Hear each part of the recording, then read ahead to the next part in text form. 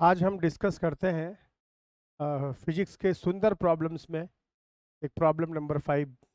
बहुत खूबसूरत प्रॉब्लम है और सोल्यूशन भी बहुत खूबसूरत है। छोटा सा प्रॉब्लम के सोल्यूशन बहुत बड़े नहीं होते। वैल्यूज़ इस तरह सेट होती हैं जेई में, और जिस लेवल पे हम लोग काम कर रहे हैं आंसर्स खटाखट आते जाते हैं। देखिए कितना खूबसूरत प्रॉब्लम है और कितना खूबसूरत उसका सोल्यूशन है। ठीक है, चलिए शुरू करते हैं। ये प्रॉब्लम नंबर 5 है अपना। A particle is projected from point O एक पॉइंट है, यहाँ से आपने पार्टिकल को प्रोजेक्ट किया on the ground with velocity 5√5 metre per second. 5√5 metre per second से आपने प्रोजेक्ट किया at angle alpha is tan inverse 0.5। Alpha angle पे अल्फा इतना है। It strikes at point C on a fixed smooth plane. ये point C है, projectile ऐसे जाता है और सी पे टकरा जाता है। ठीक है, इंक्लाइंड प्लेन पे on a fixed smooth plane AB having inclination 37 degree with horizontal. इस प्लेन का इंक्लिनेशन 37 डिग्री हॉरिजॉन्टल से। If the particle does not rebound, पहले तो पूछ रहा है कि भाई ये बताओ कहाँ टकराएगा, ये बताओ। पहले भाग में ये पूछ रहा है coordinate of point C in reference to coordinate system shown in figure. यहाँ ओरिजिन मान रहे हैं आप, इधर एक्स एक्सिस मान रहे हैं, इधर वाई एक्सिस मान रहे हैं। तो बताइए सी का कोऑर्डिनेट क्या होगा जहाँ वो टकराएगा। ठीक है, और अब ये मजे की बात ये पूछ रहा है कि पार्टिकल रिबाउंड नहीं किया, ऐसे गया उछल के इधर ऊपर या किसी इधर नहीं चला गया।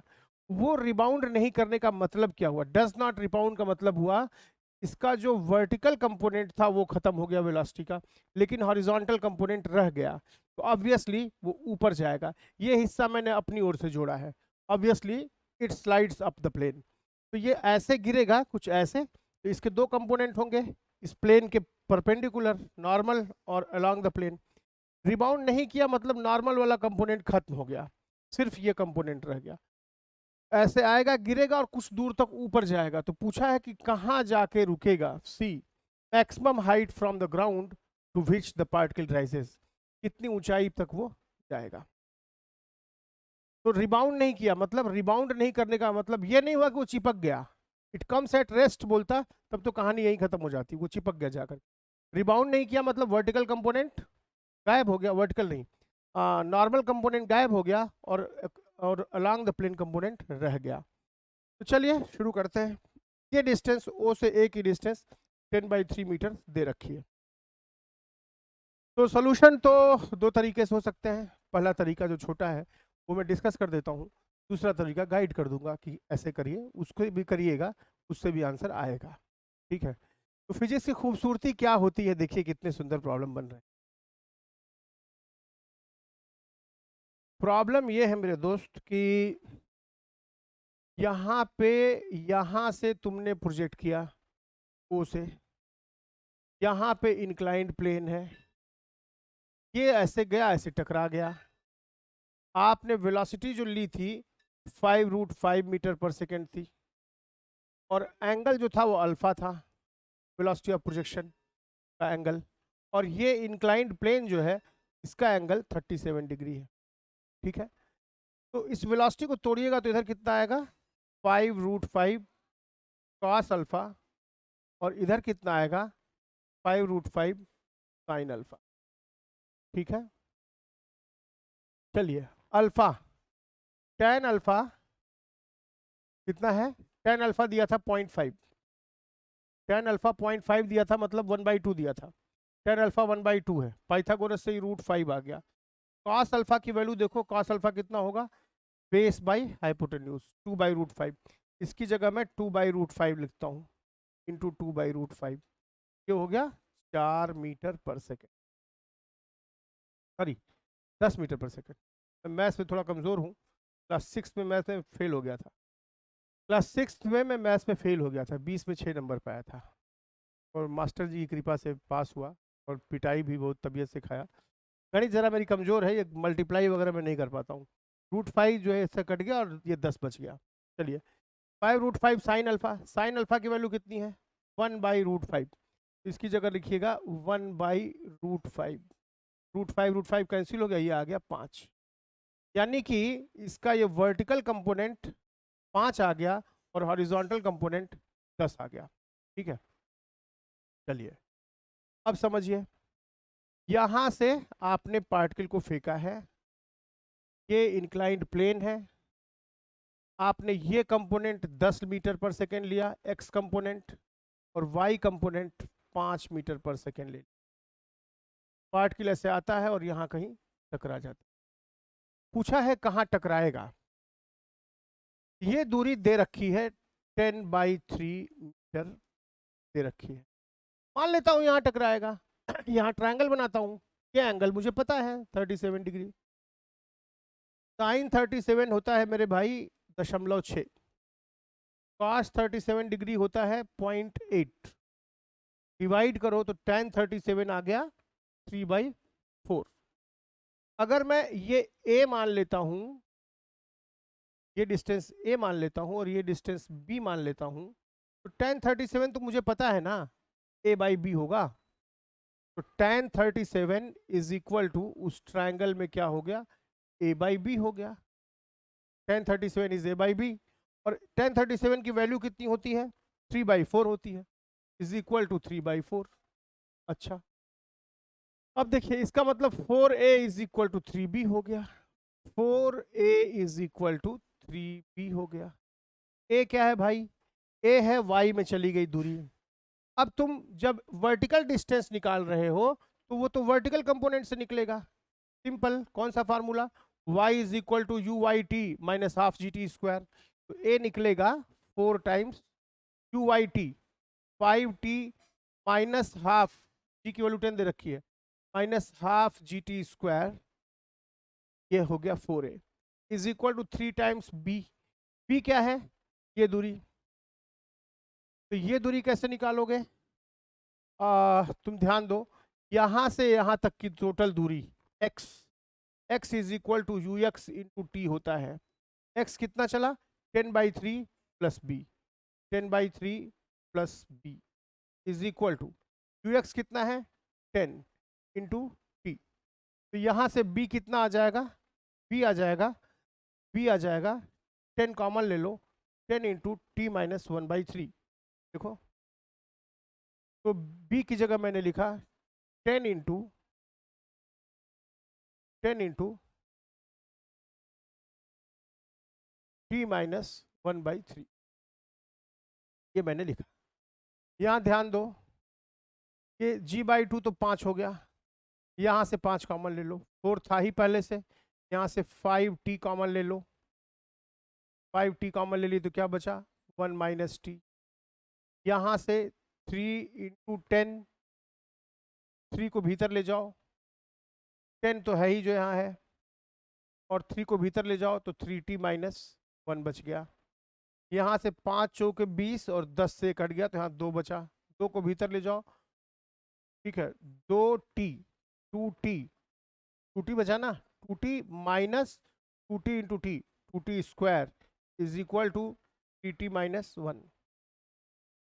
2t स्क्वायर इसको उधर ले जाओ, इसको इधर ले जाओ, 2t स्क्वायर उधर गया और plus t minus 1 is equal to 0। Solve करो श्रीधराचार्य से, minus b plus minus root of b square minus 4 into a जो है 2 है और सी जो है माइनस 1 है, डिवाइडेड बाई 2 इंटू 2, ये कितना आ गया -1 प्लस माइनस 4 दूना 8, भीतर 8 और एक 9 आ गया, 9 का रूट 3 हो गया, डिवाइडेड बाई 4। माइनस तो लोगे नहीं, टाइम नेगेटिव में लेंगे नहीं हम लोग, तो यहाँ से t कितना आ गया बच्चे, t इज इक्वल टू आ गया 3 माइनस 1/4 यानी 2/4 यानी 1/2 सेकेंड। t आ गया हमारा हाफ सेकेंड, t आ गया हाफ सेकेंड। इस t को उठा के यहाँ रखो, तो a कितना था, a था हमारा u y t minus half g t, u y कितना था भाई 5, तो a था 5t माइनस 5t स्क्वायर, तो 5t तुम कॉमन ले लो, 5t टू 1 माइनस टी। अब तुम क्या करो, यहाँ पे t जो है वैल्यू रखो, तो हो गया 5 t की जगह रखे हाफ टू 1 माइनस टी वो भी हाफ, ये आ गया 5/4 यानी 1.25 मीटर, ये आ गया 1.25 मीटर। बी कितना आएगा? अब टी की वैल्यू हाफ आ चुकी है तो यहाँ रखो टी की वैल्यू हाफ, तो बी आ जाएगा। बी कितना आ गया? 10 इंटू टी की वैल्यू कितनी थी? हाफ ना, हाफ माइनस 1/3, 1/2 माइनस 1/3 कितना होता है? 1/6 होता है। 10/6 तो उसे कटा दो तो 5/3, तो बी आ गया 5/3। तो ये था 10/3 और बी आ गया 5/3। तो यहाँ से यहाँ तक का कोऑर्डिनेट निकालना है, एक्स कोऑर्डिनेट कितना हो जाएगा? 10/3 प्लस 5/3 दैट इज 15/3 मतलब 5। एक्स कोऑर्डिनेट 5 आ गया और वाई कोऑर्डिनेट 1.25 आ गया। तो इस पॉइंट सी का कोऑर्डिनेट मिल गया तुमको, एक्स आ गया कितना? 5 और वाई आ गया कितना? 1.25 मीटर। ये हमारा कोऑर्डिनेट पता चल गया एक्स और वाई का। ठीक है, इसका दूसरा भी एक तरीका है। दूसरा तरीका क्या है? तुम्हें पता है कि किसी प्रोजेक्टाइल का जो इक्वेशन होता है y is equal to x tan theta minus g x square by 2u square cos square theta होता है। ये तुम्हारा एंगल ऑफ प्रोजेक्शन थीटा है, ये इनिशियल स्पीड u है। पार्टिकल यहाँ कहीं गया यहाँ टकरा गया कहीं यहाँ पे, ठीक है। तुम इसको मान लो ये हो गया तुम्हारा कुछ y, और ये जो तुम्हारा इंक्लाइन प्लेन ऐसे था इसको मान लो कुछ x, या b मान लो, या वही मान लो, b ही मान लो। तो तुम a मान लो, इसको b मान लो, और ये 10/3 था ही। तो यहाँ से x की वैल्यू कितनी हो गई? 10/3 प्लस b। और वैसे भी तुम a को b के टर्म में लिख सकते हो। तुम्हें पता है कि tan 37 डिग्री क्या होता है? 3/4 होता है, ठीक है। और वो a/b है, 3/4 इज इक्वल टू a/b है। तो b की जगह तुम क्या लिख सकते हो? 4a/3 लिख सकते हो, ठीक है। x कितना हो गया यहाँ से यहाँ तक का? x 10/3 प्लस b की जगह कितना? 4a/3, मतलब 2/3 कॉमन ले लोगे, कितना बचेगा? 2a प्लस 5, ये x हो गया, ठीक है। और y कितना हो जाएगा बोलो? y हो जाएगा तुम्हारा a हो गया। इस इक्वेशन में रख दो, y की जगह इतना, x की जगह इतना, और tan अल्फा तो पता था ही तुमको, तो रखो y is equal to, y की जगह कितना? a is equal to x tan theta, है ना, x tan थीटा।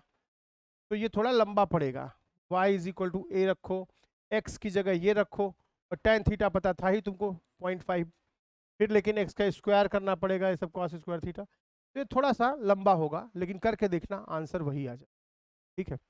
चलो नेक्स्ट प्रॉब्लम पूछता है, इस प्रॉब्लम में नेक्स्ट पार्ट पूछता है कि भाई ये बताओ, तुम्हारा पार्टिकल रिबाउंड तो किया नहीं, यहाँ आया, यहाँ आया और ऐसे हुआ। मान लेता हूं उस वक्त वेलोसिटी इसकी कुछ v रही होगी, v रही होगी, v का कुछ vx रहा होगा और कुछ vy रहा होगा। vx तो हमेशा कितना होता है? जितना ux था, ये 10 मीटर पर सेकेंड और ये 5 था मीटर पर सेकेंड। तो जो ux था वही 10, ये रही, यही रह गया, 10 मीटर पर सेकेंड रह गया ux। और vy कितना हो गया? vy कितना हो जाएगा? uy plus ay t। uy कितना था ऊपर की तरफ? +5। ay कितना था? -10, +5 प्लस ay की जगह -10 और t की जगह हाफ सेकेंड। तो यह आ गया 5 - 5, vy 0 आ गया। ला हौल बिला कुव्वत। इसका मतलब vy 0 आ गया, इसका मतलब कि यह हाईएस्ट पॉइंट रहा होगा, मतलब vy 0 आ गया, केवल vx बचा। तो मतलब क्या हुआ कि कुछ ऐसा हो रहा है, तब देखो ऐसा हो रहा है, ये इंक्लाइन प्लेन है, ये अपना मैक्सिमम हाइट, ये अपने मैक्सिमम हाइट पे जब है, अब ये अपने मैक्सिमम हाइट,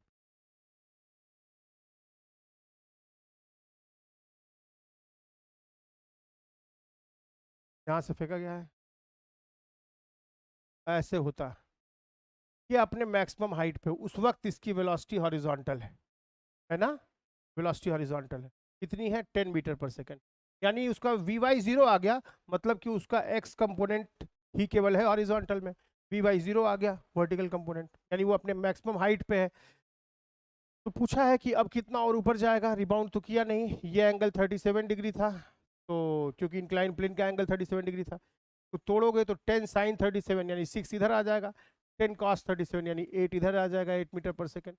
ये वाला कंपोनेंट जो रिबाउंड करके ये तो जीरो हो गया, रिबाउंड वाला कंपोनेंट नॉर्मल वाला जीरो हो गया। अब इस स्पीड से जाएगा ऊपर, ये तो इंक्लाइन प्लेन है, बॉल सरकता हुआ जाएगा। कोई भी प्लेन है तो जब थीटा लगता है, थीटा एंगल पे है, तो ये इस पे अगर कोई ब्लॉक है तो इधर की तरफ जो फील्ड, ग्रेविटेशनल फील्ड की वैल्यू आती है साइन थीटा होती है, ठीक है। तो इतने वेलोसिटी से फेंकोगे तो कितना ऊपर और जाएगा सोचो। लेकिन तुमसे ये लेंथ नहीं पूछा है, तुमसे हाइट पूछा है ना। ये हाइट तो तुमको पता चल गई थी 1.25 मीटर। अगर तुमसे ये लेंथ पूछता तो तुम लगाते v square is equal to u square minus 2as, v final यहाँ 0 हो जाता और s आ जाता तुम्हारा स्क्वायर बाई 2a, और u कितना है बोलो, 8 इंटू 8 बाई 2 इंटू a कितना है, g sine theta, g sine theta यानी g इंटू 0.6 है ना। तो यहाँ से तुम्हारा s आ जाता, g into sine theta, g sine theta, ये तुम्हारा s आ गया।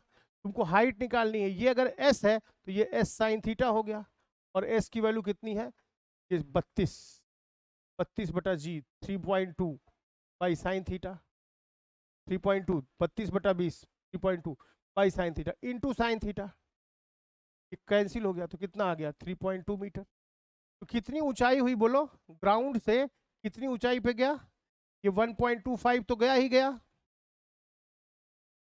और प्लस 3.2 मीटर और चला, यहाँ से ऐसे गया लेकिन हमसे वर्टिकल पूछ रहा है, 3.20 मीटर और चला, तो 4.45 मीटर ये ग्राउंड से इतना ऊपर गया। वैसे ये डिस्टेंस निकालने का सीधा तरीका क्या था, सीधा तरीका भी कुछ हो सकता था। सीधा तरीका ये था, जब तुम्हें पता चल गया इंक्लाइन प्लेन पे कि ये 1.25 मीटर की हाइट पे है और इसकी वेलोसिटी 8 है और यहाँ पहुँच के वेलोसिटी 0 हो जा रही है, तो तुम्हें ये h निकालना है, ये h निकालना है। सिंपल, एनर्जी लॉस तो हो नहीं रही है बिकॉज फ्रिक्शन है नहीं, तो क्या करोगे तुम, यहाँ की kinetic energy half mu square बराबर इसमें कन्वर्ट हो गई पोटेंशियल एनर्जी में mgh, क्योंकि फ्रिक्शन तो है नहीं, mm कट गया तो h कितना आ गया बोलो 3.2 मीटर, सीधा निकल गया 3.2 मीटर, और ये कितना 1.25 मीटर, दोनों मिलके कितना हो गया 4.45 मीटर। तो ठीक है, ये प्रॉब्लम रहा आज का, और इसमें इसका आंसर कितना आ गया, पहले पार्ट का आंसर आ गया भाई, इसका x जो है वो 5 मीटर है और y जो है 1.25 मीटर है, और इसका जो दूसरे पार्ट का आंसर है वो आ गया 4.45 मीटर। बहुत अच्छा प्रॉब्लम लगा मुझे ये, क्योंकि ये सोचना कि ये a है ये b है, फिर x को निकालना y को निकालना, सॉल्व करना, तो बड़ा सुंदर प्रॉब्लम है। एक बार आप इसको अपने से देख लीजिएगा और फिर जो है तो खुद से करिएगा, आपको अच्छा लगेगा। मुझे लगता है कि ये टोटल जो मैं डिस्कस करूंगा, प्रॉब्लम्स की संख्या होगी 275 प्रॉब्लम्स तक मैं इसमें जाऊंगा।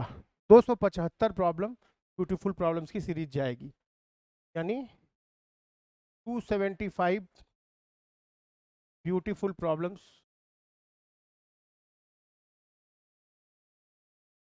इन फिजिक्स में अभी तक 5 हुआ है, ठीक है।